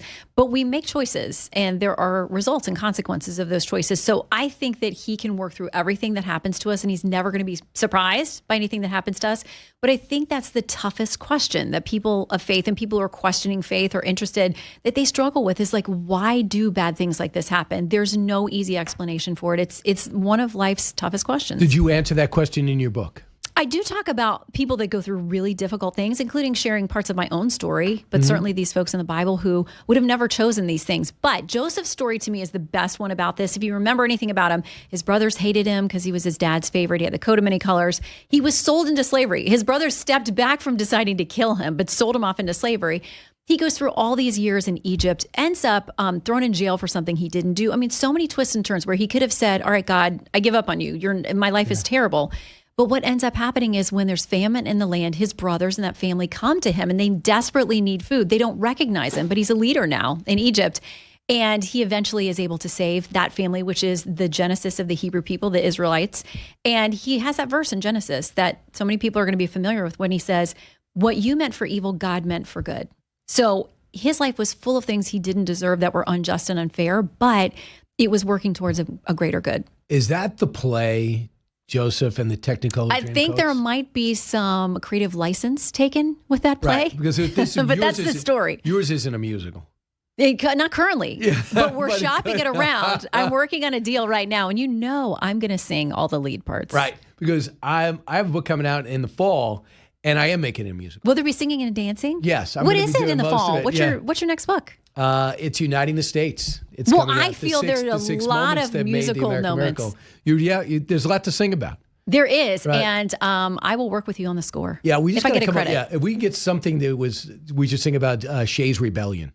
I'm not sure if that is. There's a lot of. I'm going to plug that into trumpets? AI. Yeah, and I'm going to say really jazz this thing up, and then we'll crank out a song for you. All right. So where do we get the book? But not yet. I mean, I can get it. But you can pre-order it now. It'll show up on Tuesday. Anywhere that you like to get books, Amazon, foxbooks.com, anywhere you want to go. Okay.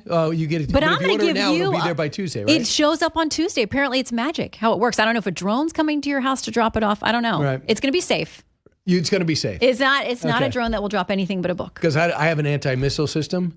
So you would shoot down my drone. I do, yeah. And a lot of times they get mad at me at Amazon. Yeah. But they don't know the difference. Well, they're like, don't be bringing that book over here. Yeah, well, I got a Patriot battery for Christmas. Did you also get that on Amazon? Where did you get that? Well, I don't ask my wife where she gets her stuff. Did the drone takedown missile system get delivered by a drone to your house?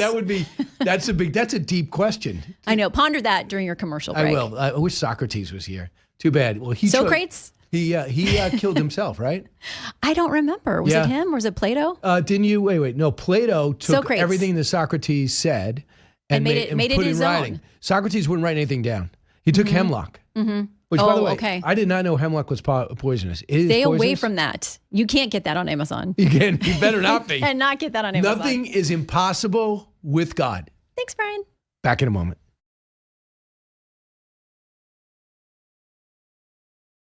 We're going to try to earn everybody's vote. I want people to understand, when I go into this position, yes, I'm a Republican, yes, I'm conservative, but Department of Homeland Security is to keep everybody, regardless if you support me, if you don't support me, regardless of what your thoughts are. I'm here to enforce the policies that Congress passed, and right now I'm part of it, but once I make that transition, my focus is to keep the homeland secure. And Todd Lyons now, I think, is reinvigorated. He's the acting director of ICE. And now Tom Homan, I know for a fact, is reinvigorated. They've already spoken, and I hope he gets control of the cities. And Tom Homan's tough on the border, wants to get into the prisons. He's going to negotiate with these cities. If you're a criminal, you're already in jail, we'll take them off your hands and get them out of the country. That's what he wants to do, as well as get the worst first. And if it means communicating with these left-wing mayors prior to a big operation, go ahead and do it. But Tom Homan will do it and say, yeah, I'm the same guy you used to work with Barack Obama. I'm the same guy that worked for Bill Clinton and you. Yeah, and I'm with Trump now, and he's doing what I want and gave me totally carte blanche. So just know, what I say goes. So I'm not just cowboying it, and the president's not going to rein me in. He knows who I am and dragged me out of retirement to take the job. So I think he's going to be really good, and I'm convinced he's going to be organized and relentless and approachable. So the problem is Kristi Noem as governor of a state was successful, but this is a job I think that she kind of lost her way.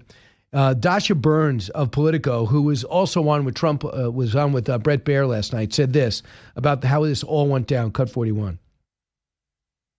beyond that answer, that was kind of the straw that broke the camel's back. But the pressure had been building. She did not have a lot of allies in the West Wing. There was a ton of frustration with her aide, Corey Lewandowski. And this feels like an opportunity for a lot of people around the president to have a reset on the immigration conversation that had been kind of going awry. And a lot of people did point the finger at Secretary Noem for that. So I'm getting a lot of incoming from Republican sources right now that feel the president made a good call here. Yeah, and I think Democrats going to welcome it. This is what I believe. You know, in politics, you want to get a win. Now, the president's not going to accept judicial warrants for all actions against 9 million illegals. It's not going to happen. He's not going to tell these guys and these women to take their masks off, not as long as there's doxing and there's so much anti-ICE behavior out there. But in terms of random patrols, so Tom Homan goes, I don't do that. That's not me. I'm not going to go around to Home Depot and say, show me your paperwork. That's not what Tom Homan does. Just can't do it. Maybe you want him to, but he's not. So I'll give you that. Oh, body cameras? They've been delivered. They're already there. Oh, you need Kristi Noem out? She's gone. So you could honestly be Hakeem Jeffries and say, look what we did. But instead, you're still not funding DHS. It's crazy. You can't take the win if you don't call the game. So you go ahead and you fund it. Don't worry about it. No one's going to remember it. But you could say, you know, I got Kristi Noem out of there. And you could brag and do your stump speech or run for re-election, whatever you want to do. But they're not taking it. And I just think it's utter stupidity because they're going to get blamed for this. If there's a terror attack at the border, the TSA lines are around the airport, people are going to go, there's no reason for them to be holding out like this. What I would do too, if I'm a Republican, you guys don't like the ICE training. We'll extend it 2 weeks. So you could turn around to your constituents and say, I got them to extend the ICE training before the agents get out there, out of the academy. So I could say I got the body cameras and I got Kristi Noem fired. Now, there's other reasons why she got fired. It's not because Hakeem Jeffries and Chuck Schumer wanted it, but you could claim it. All these politicians claim everything, whether they're responsible or not, as the presidents and secretaries of state, whatever. But I don't understand why they're not taking the off-ramp. And they can just get back to not debating funding the government, actually fund the government. Because the people that are not getting paid make $80,000 a year, maybe $110,000. So you wait after taxes, $60,000 a year you take back. And now you also complain that the cost of living is going up. And now you're going to deny people paychecks? Please tell me what planet you're on. All right, when we come back, we got a special guest with us, Tomi Lahren. She's going to be in studio. And then we'll finish up with your calls, 1-866-408-7669. Don't move. Brian Kilmeade Show.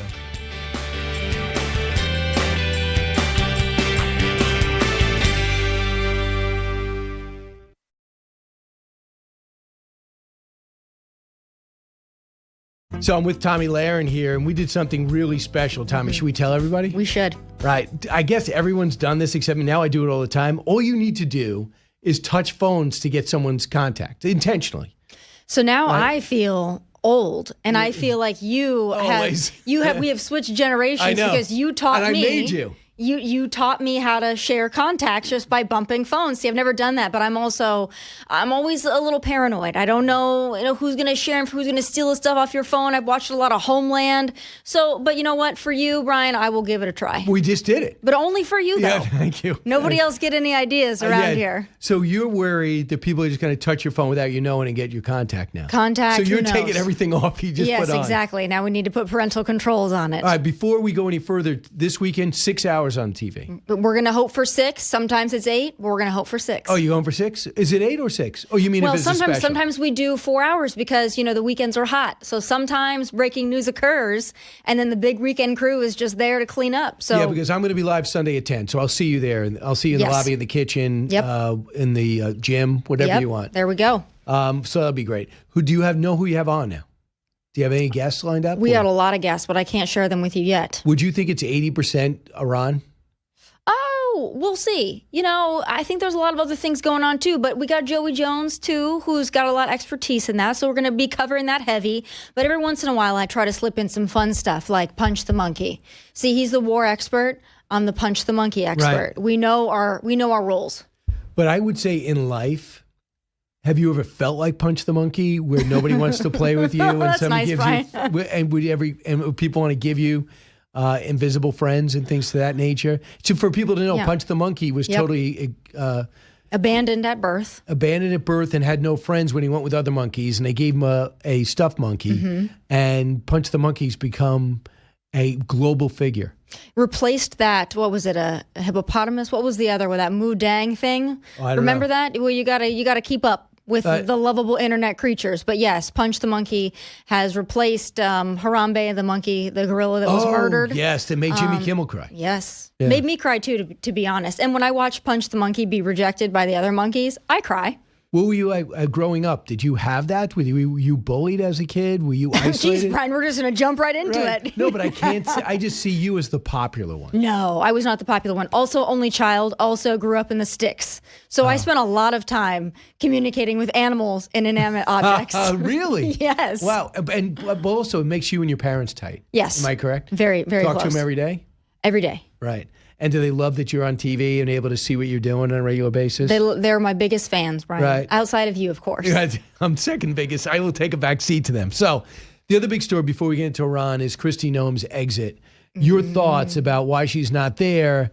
Personally, I think it's all self-inflicted. I think I don't think she executed her job well. I think most of the border success is Tom Homan. And what happened in Minnesota, I blame for predominantly the governor and the mayor and the attorney general. I got it. But having said that, I don't think it was handled well. It wasn't. And speaking of my childhood, born and raised in South Dakota, she's our former governor, right? I was her first congressional intern when she came into the House. So you knew her. Oh yeah, no, I know Kristi well. So people have this idea that people in South Dakota love Kristi Noem. That's probably not the case for most of the population of South Dakota. You know, if they asked our opinion, if we got a vote in this, I think that you'd be surprised by our answers. But no, and I think that she made it about herself. She made it about herself. She made it about the vanity. And, I'm getting ripped apart online because I'm bringing up, the outfits and the makeup and the hair extensions. And people go, well, Tomi, you have outfits and hair extensions and makeup. True, but Brian, I'm on TV. I'm not running DHS. Yeah. It's a little different, right? So I think she made it about herself. And I just really don't think you can get past spending $220 million on a vanity ad that was shot, by the way, in my hometown of Rapid City, South Dakota, by Mount Rushmore. And it was all about Kristi. It was about Kristi. And before she got this job, when she was still governor, she was doing ads for teeth whitening and you name it. This is what she does. So am I surprised that this happened? No. I think she didn't realize how hot the microscope on her was going to be. But here we are. So I want the people at home to hear the exchange from a Republican. I think if this exchange happened with a Jamie Raskin or some partisan hack, it wouldn't have mattered. But Senator Kennedy has so much respect from the president, and I think the country. This is the exchange, cut 36. You have spent $220 million running television advertisements that feature you prominently. Sir, the president tasked me with getting the message out to the country and to other countries. Ask you to run these advertisements, is that right? We had that conversation, yes, before I was put in this position and sworn in and confirmed, and since then as well. So he got further and got back to the president. Reuters asked the president, did you okay this? And he said no. I mean, it's tough to bounce back from that. I also don't know how you spend $220 million. That's like the budget of a feature film. So I don't understand how you spend that much money. And I don't understand how featuring yourself on horseback by Mount Rushmore is getting the message across about deportations and a secure border. That never really made sense to me. It seemed more like a wannabe fragrance ad. So it bothered me when it came out. And then the scrutiny on it, you can't say the president okayed this. The president ran on, cutting waste, fraud, and abuse. So you can't go then and say, oh, yeah, he okayed this. I spent all this money to feature me on horseback and the president was good with it. You can't do that. And you can't do it in front of Congress, and you can't do it in front of a Republican either when you're being questioned. So Senator Mark Wayne Mullen, a good choice? I think that the verdict is out on that. Here's my hope. I think Tom Homan is the true professional, as you already mentioned. So I think as long as he is running the operations and he is guiding everything and everybody else is maybe a figurehead or everybody else is maybe in an advisory role, I think we're good to go. Let Tom Homan lead, because that man knows how to work with the opposition. He's done it before. He knows how to lead Border Patrol, ICE. He knows how to not only secure the border, but he knows what it's like to be ICE and work in inner city environments, something that maybe the Border Patrol agents that were brought in Minneapolis didn't know how to do, didn't have the training to do. Let Tom Homan do his job. He knows how to do it. They already spoke. They spoke yesterday, Tom Homan and Senator Mark Wayne Mullen, and he said, then I asked Senator Mullen about it, and he said he's a great man, and he's going to be front and center. Todd Lyons is going to be front and center, actually running ICE instead of being a lackey for the director. So I'm optimistic that we might have a Rubio-like confirmation process where you get 70, 80 votes in the Senate. And one of the reasons, Senator Peter Walsh, Democrat from liberal Vermont, cut 39. Yeah, he'll be confirmed. The question is whether there'll be bipartisan support for him. Mark Wayne Mullen is competent and he's honest. So those are two good things that Kristi Noem did not have.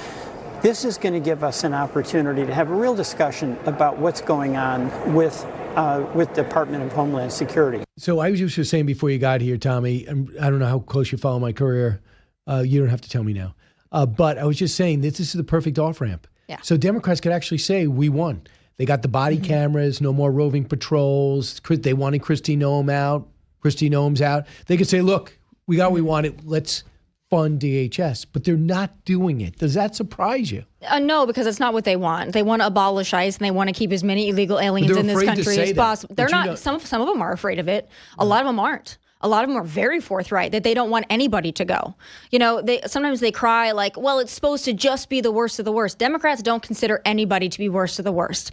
They consider Kilmar Abrego Garcia to be an upstanding citizen. So I think their goal is keep anybody and everybody that shouldn't be here.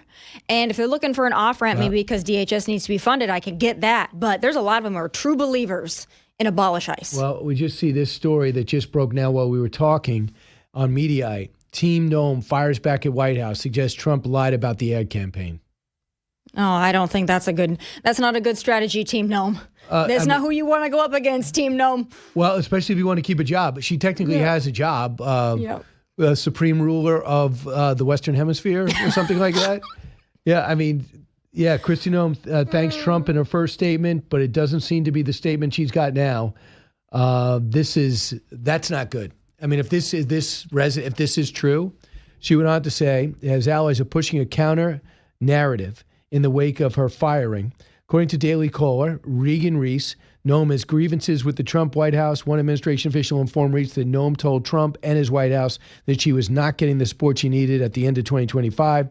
And Trump agreed and stepped in to help, which led to a temporary improvement. But things got turned for the worst after federal agents shot and killed 2 Americans in Minneapolis. Yeah, that's part of the story. Again, I don't see the strategy on behalf of Team Noem here going up against the Trump administration. I don't think it's a wise move for them, especially if you want to do something in politics. Some people are saying she's going to go back to South Dakota and run for something. Please no. Please don't put that on us. My poor state of South Dakota, just leave us alone, please. So just real quick, you saw her up close. Is it not smart? Is it lazy? Is it self-centered? What is it? Here's exactly what it is. And she did this in South Dakota. And I feel like I'm an expert on this topic because I'm one of the few people you probably know from South Dakota. Okay, so Kristi Noem in the early days maybe was about the state. And she really was about the ranchers and the farmers and all these things. And then the camera lights turned on. That was right around 2020 when South Dakota was getting a lot of credit for not shutting down. Newsflash, South Dakota was never going to shut down, right? It wasn't Kristi Noem that led that charge. In fact, some reports indicate the opposite. But she got a lot of camera time because of that, and it really went to her head. And then she wanted to be a celebrity. And then that's when South Dakota went way by the wayside. And then I think she was looking at potentially being a running mate for Trump. Then her head got even bigger. And then she gets this role, and her head gets even bigger. And it's always been about her. But it was like that in South Dakota, too. And it's about propping up her lackeys, her friends, her associates. That's what it's always been about. And I give her credit for running an incredibly difficult department because it is. But at the end of the day, when this mission is that important, when immigration is what this president ran on, you cannot be a sideshow. That's it. And now she wants the show could be coming to a close. you have to go do Outnumbered. I do, and they're Right. not going to let me talk about Kristi Noem. Bummer. So I'm glad that you Is did, that true? Brian. Oh, wow. we got other things to cover, but maybe if we get a chance, Brian, maybe I'll just sneak it in there. I'm glad to be your therapist. Listen, when we come back, I'll go from St. Petersburg to Portland to Oklahoma City to Jupiter, Florida. We'll have a lot of calls, and Dayton, Ohio, when the Brian Kilmeade Show comes back. Thank you, Tomi Lahren. Thanks, Brian.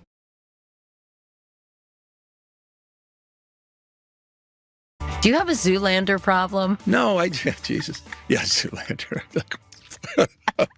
Are you just ridiculously good looking, as Vogue said? Hardly. No, seriously, But what do you do about that? You don't do anything about it, because if you're going to do something about it, then you're bull people. You know what? I am who I am. And it's fine. You don't have to like me. Or maybe you like a slick person. I don't know. Whatever. It's okay. But the reason why I brought it up because you talked about being authentic, and I think it sometimes works against you. Yeah, it's just who I am. Oh my goodness, that was the worst conversation ever. Number one, it's a killer question, and he should think about it. Well, is he a good guy? Sure, but you don't like slick. Slick is a negative term. Slick Willie was put out there as a negative term. Slick is someone who gambles and bets and is slippery. That is a terrible nickname. And you don't like people that are slick?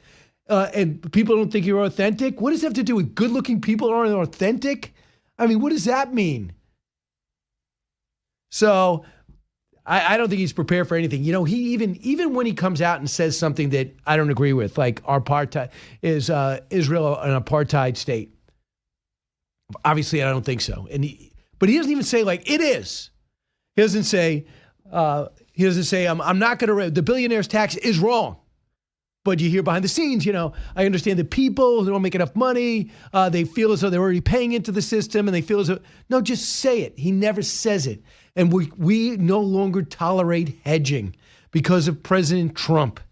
Not everything blunt. There's the nuanced answers to people. That's different. But the hedging, not being candid with people, that stuff we don't tolerate anymore. Those days are done. Listen, J.D. Vance is pretty direct. Marco Rubio is pretty direct.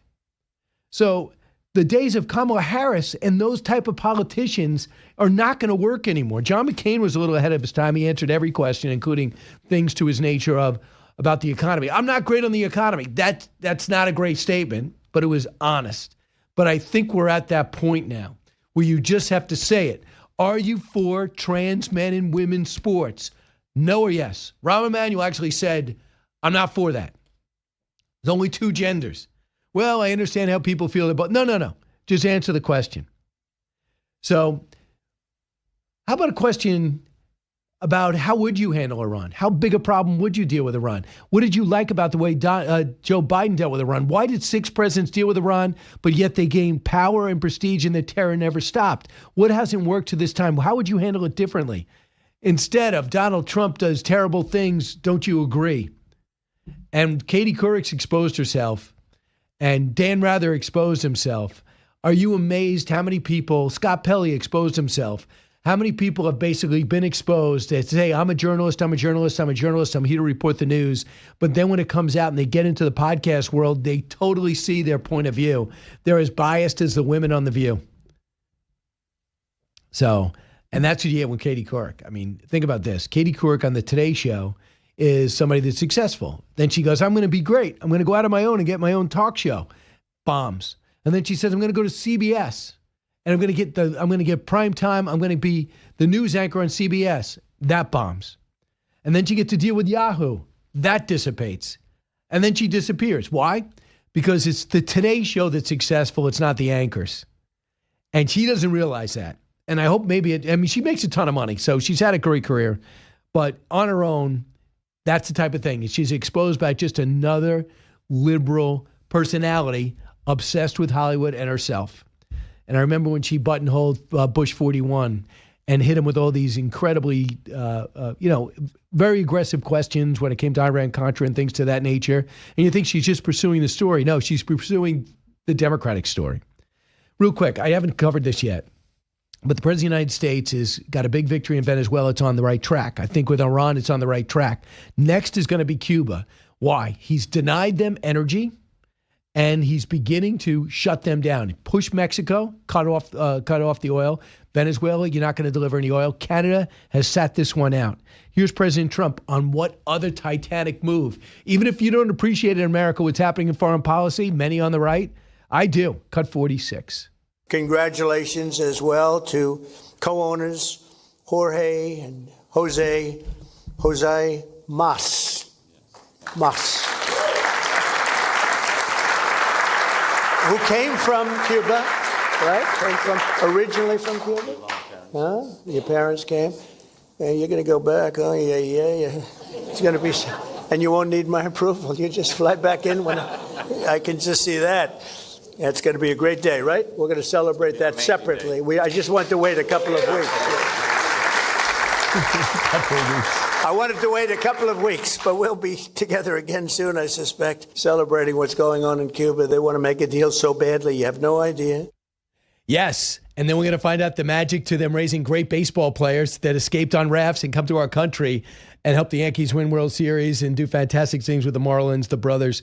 So the President of the United States, 100% on Cuba. And if you talk about historic impact, you could say it, not in his time, maybe not in his lifetime, but sooner or later you're going to look at his foreign policy if he could continue with Venezuela, Latin America, as well as what's happening in Iran, Cuba, and you're going to say, my goodness, at the same time, pushing back on the spread of our evil rivals, and they are, China and Russia. Don't forget, go to BrianKilmeade.com. Find out how to see me on stage May 30th in Reno, Nevada, and then July 11th in Evansville, Indiana. History, Liberty, and Laughs is going to turn to Uniting the States Tour.